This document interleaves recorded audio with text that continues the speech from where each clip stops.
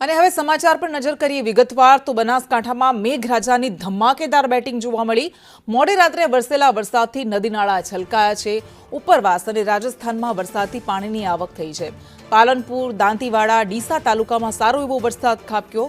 આલવાડાનું વહેણ ફરી એક વખત જીવંત થયું છે। રેલ નદીમાં પણ પાણી આવતા ધરતીપુત્રો ખુશખુશાલ છે। તો જિલ્લામાં લાંબા સમય બાદ મેઘરાજાએ ધમાકેદાર બેટિંગ કરી। મોડી રાત્રે વરસેલા વરસાદથી નદી નાળા છલકાયા છે અને આલવાડાનું વહેણ ફરી એક વખત જીવંત થતા ખેડૂતોમાં હરખની હેલી જોવા મળી રહી છે। રેલ નદીમાં પણ પાણી આવવાની શરૂઆતથી ધરતીપુત્રો ખુશ થયા।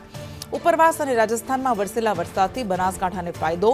પાલનપુર, દાંતીવાડા, ડીસા સહિતના પંથકમાં મોડી રાત્રે ભારે વરસાદ ખાબક્યો।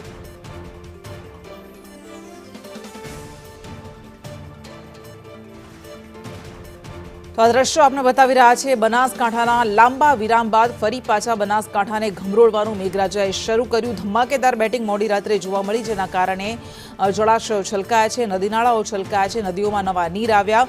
તો આ મેઘરાજાની આ ધમાકેદાર બેટિંગથી ખેડૂતોમાં પણ ખુશી જોવા મળી રહી છે।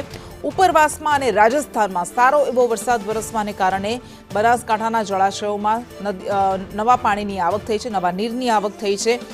લાંબા સમયના વિરામ બાદ ડીસામાં ધોધમાર વરસાદ ખાબક્યો, પાલનપુરમાં ધોધમાર વરસાદ ખાબક્યો, જેના કારણે પરિવહનને પણ અસર પહોંચી છે।